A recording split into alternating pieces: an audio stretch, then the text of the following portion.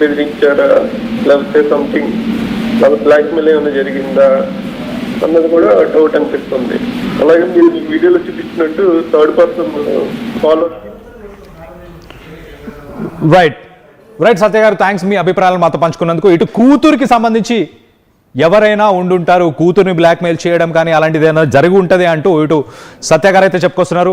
మరొక కాలర్ మనతో పాటు ఉన్నారు, భూపేష్ అని మరొక కాలర్ ఉన్నారు. భూపేష్ గారు, మీరు చెప్పండి, మీకేమనిపిస్తుంది?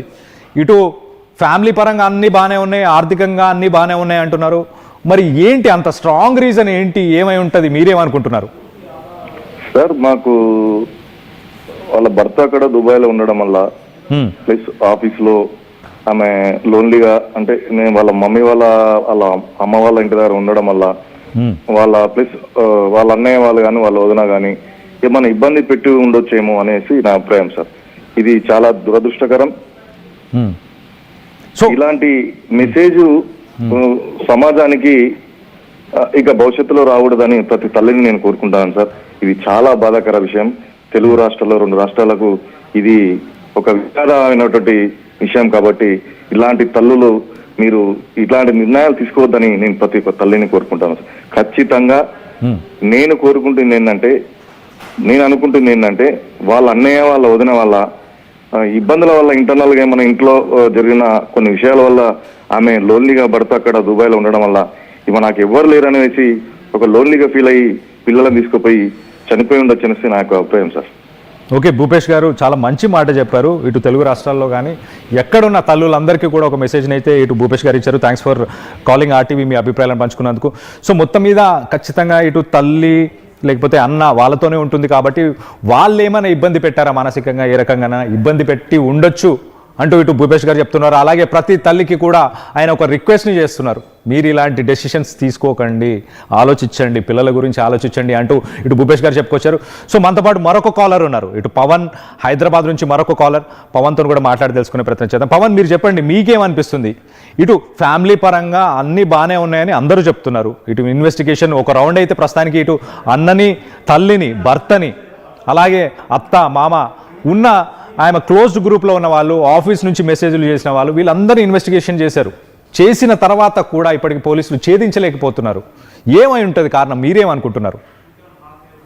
అది ఇప్పుడు మీరు చూస్తే ఇంటర్మీడియట్ పిల్లలకి ఎగ్జామినేషన్ షెడ్యూల్ కూడా వచ్చేసిందండి. సో ఆవిడ అంత ఎగ్జామినేషన్ టైంలో కూడా అంత సీరియస్ డెసిషన్ తీసుకున్నారంటే అదేదో చాలా బాధించుంటుంది. ఆవిడ ఎప్పటి నుంచో బాధించి ఆవిడ చాలా మదనపడి తీసుకున్న డెసిషన్ అయి ఉంటుంది. కానీ పిల్లల్ని అలాగే ఎగ్జామినేషన్, ఇప్పుడు ఇది మిగతా ఇంటర్మీడియట్ పిల్లలకి కూడా, అతని స్నేహితులకి, ఆవిడ అమ్మాయి స్నేహితులకి, వాళ్ళకి కూడా పెద్ద బాధ వస్తుంది. వాళ్ళకి కూడా ఇదేంటి మా లైఫ్స్ ఏమవుతాయి అన్నట్టుగా వాళ్ళకి చాలా ఇబ్బంది అయిపోతుంది. స్టూడెంట్ లైఫ్ కూడా చాలా ఇబ్బంది పడుతుంది. అండ్ ఆవిడ అంత చేసింది అంటే మోస్ట్లీ అదేదో ఎసెట్ రిలేటెడ్ గా, వాళ్ళకు ఉన్నటువంటి ఆస్తులు రిలేటెడ్ గా ఏదైనా హయ్యర్ లెవెల్లో బ్లాక్ మెయిలింగ్ అయి ఉండొచ్చు. ఎవరో కబ్జా చేయడం, మీరు కనుక చనిపోకపోతే మేము మీ సంతకం చేయకపోతే చంపేస్తామని బెదిరించడం, ఇంకా వాళ్ళకి ఏమీ దొరక్క చేయక ఏమైనా కొంచెం హయ్యర్ లెవెల్లో ఏమైనా బ్లాక్ మెయిల్ జరిగితే ఇక వాళ్ళు చెప్పుకోవడానికి లేక అలాంటి డెసిషన్ తీసి, ఎలాగో మనం బతికినా చంపేస్తారేమో అని ఒక డెసిషన్ తీసుకుందేమో తెలియదు. కానీ ఇంటర్మీడియట్ ఎగ్జామినేషన్ టైంలో ఇట్లా ఫస్ట్ ఇయర్, సెకండ్ ఇయర్ ఈ ఇద్దరు పిల్లల్ని అలా తీసుకెళ్ళడం, అది నిజంగా ఆవిడ చేసింది చాలా బాధాకరంగా ఉంటుంది. ఇందాక ఆయన ఎవరో చెప్పినట్టు మిగతా తల్లులందరికీ కూడా ఏదైనా వచ్చినప్పుడు కాస్త ఏదైనా కౌన్సిలింగ్ తీసుకోండి తప్ప మీరు ఇలాంటి డెసిషన్స్ తీసుకోవద్దనే మా ప్రార్థన అండి. రైట్ పవన్ గారు, థ్యాంక్స్ మీ అభిప్రాయాలను ఆర్టీవీతో పంచుకున్నందుకు. మొత్తానికైతే ఇటు తల్లులందరికీ కూడా ఇటు విజ్ఞప్తి చేస్తున్నారు, అందరూ కలిసి విజ్ఞప్తి చేస్తున్నారు. నేను కూడా దాంట్లో భాగంగా భావించండి. నేను కూడా విజ్ఞప్తి చేస్తున్నాను మీ అందరికీ కూడా, ఇలాంటి డెసిషన్స్ ఎవరు పొరపాటున కూడా తీసుకోకండి. ఎలాంటి ఇష్యూస్ ఉన్నా హెల్ప్ లైన్ నంబర్స్ ఉన్నాయి, చాలా హెల్ప్ లైన్ నంబర్స్ ఉన్నాయి, ఎన్జిఓస్ ఉన్నాయి, గవర్నమెంట్ సంస్థలు ఉన్నాయి. వీళ్ళందరూ కూడా ఖచ్చితంగా ముందుకు సహకరించడానికి, ముందుకు రావడానికి రెడీగా ఉంటారు. 24/7 మీరు కాల్ చేయడానికి టోల్ ఫ్రీ నంబర్స్ కూడా ఉన్నాయి.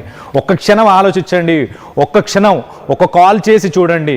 ఇలాంటి తీవ్రమైన డెసిషన్స్ తీసుకోకండి. పిల్లల భవిష్యత్తుతోని ఎదిగిన పిల్లలు, ఇక్కడ మనం చూడొచ్చు అసలు 17 సంవత్సరాలు 18 సంవత్సరాలు ఇద్దరు ఎదిగిన పిల్లలు, ఎగ్జామ్స్, కాలేజ్, ఫ్యూచర్, లైఫ్, ఒక కెరియర్ అంటూ ప్లాన్ చేసి ఉంటారు. అలాంటి సమయంలో ఇలాంటి డెసిషన్, ఇలాంటి ఒక డ్రాస్టిక్ డెసిషన్ తీసుకుంటారా ఎవరైనా? ఎందుకు, ఏం కారణాలు అయి ఉంటాయి? దీనికి సంబంధించి మీరేమనుకుంటున్నారు? దీనికి సంబంధించిన కారణాలు ఏమనుకుంటున్నారో కింద కామెంట్ రూపంలో మీరు అనుకునే అభిప్రాయాలను కింద తెలియపరచండి. అలాగే ఈ రైల్వే స్టేషన్లో వాళ్ళతో పాటు వెనకాలే వెళ్ళిన కొంత ఫాలో అయినట్టు కనిపించిన ఆ వ్యక్తి ఎవరై ఉంటారు? సో దీనికి సంబంధించి మరొక కాలర్ ఉన్నారు మనతో పాటు, మల్లికార్జున హైదరాబాద్ నుంచి. ఒకసారి మల్లికార్జున గారితో కూడా మాట్లాడి అభిప్రాయం తెలుసుకునే ప్రయత్నం చేద్దాం. మీరు చెప్పండి, మీకేమనిపిస్తుందండి, మీ అభిప్రాయం ఏంటి? నమస్తే సార్. ఇది ఒక సమాజంలో చాలా ఇబ్బందికరమైన విషయం అండి. ఇప్పుడు నడుస్తున్న చర్చలో ఇప్పుడు ప్రతి ఒక్కరిని కలిసివేస్తున్న అంశం అండి ఇది. అది ఎందుకంటే తనకి ఏదైనా భయం అయితే ఆ భయాన్ని అట్లా ఇద్దరు పిల్లల్ని తీసుకుపోయి ఆమె సూసైడ్ చేసుకోవాల్సినంత విషయం అయితే కాదు సార్ ఇది. ఇందాక మన కాలర్ అన్నట్లు అది ఏదైనా భయం ఉంటే, అది ఏదైనా అట్లాంటిది ఏమైనా కబ్జగిత్తా ఉంటే పిల్లల్ని కూడా అట్లా చేయడం అంత మూర్ఖత్వం అది.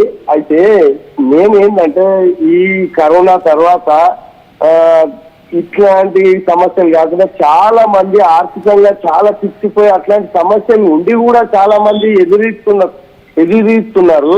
నేను ఇంత ఆర్థికంగా ఉండి అంతా ఉండి ఒకవేళ ఇష్టం లేకుంటే భర్తను కూడా పంపించద్దు సార్ బయటికి. ఆ దుబాయ్ పోయి జాబ్ ఎందుకు, ఈమె జాబ్ చేస్తుంది, సొంతం ఇండ్లు ఉన్నాయి, మనం ఇక్కడనే ఉందాము అని కూడా దాన్ని ప్రపోజ్ చేయొచ్చు.